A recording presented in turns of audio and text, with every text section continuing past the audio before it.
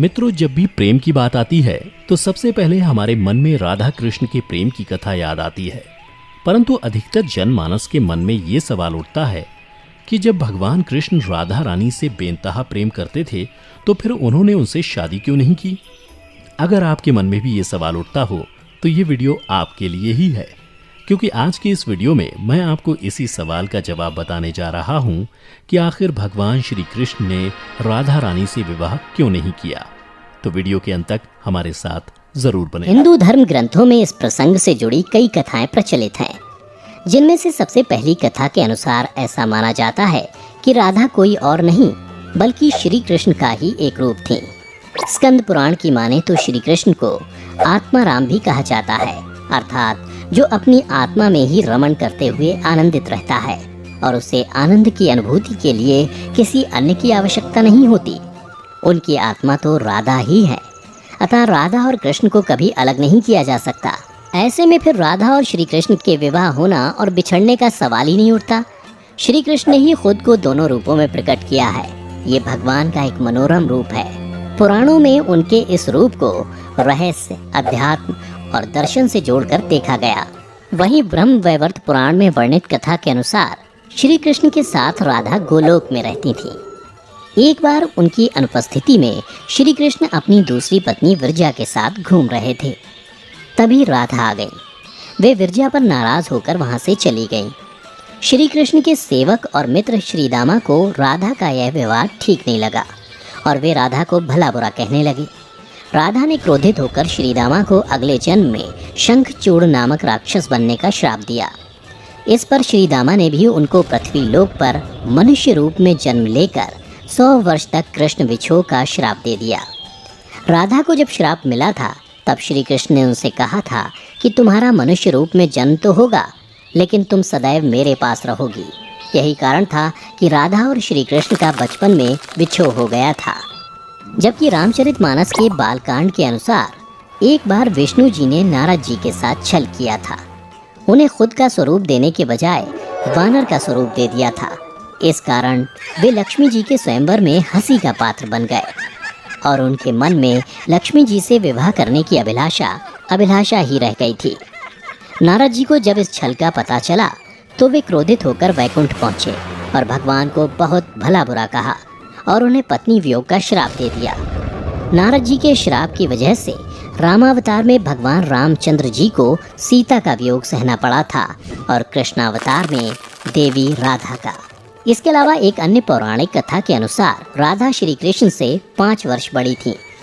राधा ने श्री कृष्ण को पहली बार जब देखा था जब उनकी माँ यशोदा ने उन्हें ओखल से बांध दिया था। कुछ लोग कहते हैं कि वह पहली बार गोकुल अपने पिता वृषभानु जी के साथ आई थी, तब श्री कृष्ण को पहली बार देखा था। जबकि कुछ विद्वानों की माने तो कृष्ण और राधा की पहली मुलाकात संकेत तीर्थ पर हुई थी। जो भी हो, लेकिन जब राधा ने कृष्ण को देखा तो वह उनके प्रेम में पागल जैसी हो गई थी और कृष्ण भी उन्हें देखकर मोहित हो गए थे और फिर दोनों में प्रेम हो गया था। ऐसा माना जाता है कि तभी से राधा श्री कृष्ण की मुरली सुनकर बावरी होकर नाचने लगती थीं और वह उनसे मिलने के लिए बाहर निकल जाती थीं। जब गांव में कृष्ण और राधा के प्रेम की चर्चा चल पड़ी तो राधा के समाज के लोगों ने उसका घर से बाहर निकलना बंद करवा दिया। जिसके बाद एक दिन श्री कृष्ण ने अपनी माता यशोदा से कहा कि माता, मैं राधा से विवाह करना चाहता हूँ। यह सुनकर यशोदा मैया ने कहा कि राधा तुम्हारे लिए ठीक लड़की नहीं है।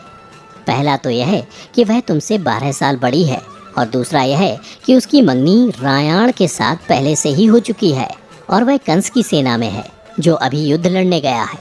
जब आएगा तो राधा का उससे विवाह हो जाएगा, इसलिए उससे तुम्हारा विवाह नहीं हो सकता। हम तुम्हारे लिए दूसरी कन्या ढूंढेंगे। लेकिन कृष्ण जिद करने लगे। तब यशोदा ने नंद से कहा। कृष्ण ने नंद की भी बात नहीं मानी। तब नंद बाबा कृष्ण को गर्ग ऋषि के पास ले गए। गर्ग ऋषि ने कृष्ण को समझाया कि तुम्हारा जन्म किसी खास लक्ष्य के लिए हुआ है। इसकी भविष्यवाणी हो चुकी है कि तुम तारणहार हो। इस संसार में तुम धर्म की स्थापना करोगे। तुम्हें इस ग्वालन से विवाह नहीं करना चाहिए। तुम्हारा एक खास लक्ष्य है। तब श्री कृष्ण कहते हैं कि मुझे नहीं बनना तारणहार। मैं तो अपनी गायों, ग्वालनों और इन नदी पहाड़ों के बीच ही रहकर प्रसन्न और आनंदित हूँ और यदि मुझे धर्म की स्थापना करनी है तो क्या मैं इस अधर्म के साथ शुरुआत करूं कि जो मुझे चाहती है और जिसे मैं प्रेम करता हूं उसे छोड़ दूं? यह तो न्याय नहीं है। गर्ग मुनि हर तरह से समझाते हैं, लेकिन कृष्ण नहीं समझते हैं। तब गर्ग मुनि उन्हें एकांत में यह रहस्य बता देते हैं कि तुम यशोदा और नंद के पुत्र नहीं, देवकी और वासुदेव के पुत्र हो, और तुम्हारे माता पिता को कंस ने कारागार में डाल रखा है। यह सुनकर श्री कृष्ण कुछ भी कहने की स्थिति में नहीं रहे और फिर उन्होंने कहा, कृपया मेरे बारे में कुछ और बताइए। तब गर्ग मुनि ने कहा कि नारद ने तुम्हें पहचान लिया है और तुमने अपने सभी गुणों को प्रकट कर दिया है। तुम्हारे जो लक्षण इस ओर संकेत करते हैं कि तुम ही वह महापुरुष हो जिसके बारे में ऋषि मुनि चर्चा करते हुए आ रहे हैं। यह सुनकर श्री कृष्ण चुपचाप उठे और गोवर्धन पर्वत की सबसे ऊंची चोटी पर जाकर अकेले आकाश को देखने लगे। बस वे वहीं दिन भर रहे और सूर्यास्त के समय ज्ञान को उपलब्ध हो गए। वहीं से उनकी दशा और दिशा बदल गई। फिर उसके बाद श्री कृष्ण कंस के बुलावे पर वृंदावन छोड़कर मथुरा चले गए और इधर राधा का विवाह यशोदा के भाई प्रायाण से हो गया। मित्रों, इसलिए भगवान कृष्ण ने कहा कि राधा तो मेरी आत्मा है, भले ऐसे में मैं उससे विवाह करूं या ना करूं, इससे क्या फ़र्क पड़ता है। विवाह के बाद भी राधा का ना तो मेरे प्रति स्नेह कम हुआ और ना ही मेरा राधा के प्रति। इसलिए मित्रों, अगर आप भी किसी से प्रेम करते हैं और आपकी उससे शादी नहीं होती है तो निराश ना हो, बल्कि उसके प्रेम को अपने मन में हमेशा के लिए याद रखें, जैसा कि श्री कृष्ण ने किया था। तो मित्रों, उम्मीद करता हूँ कि आपको श्री कृष्ण और राधा की ये प्रेम कथा पसंद आई होगी।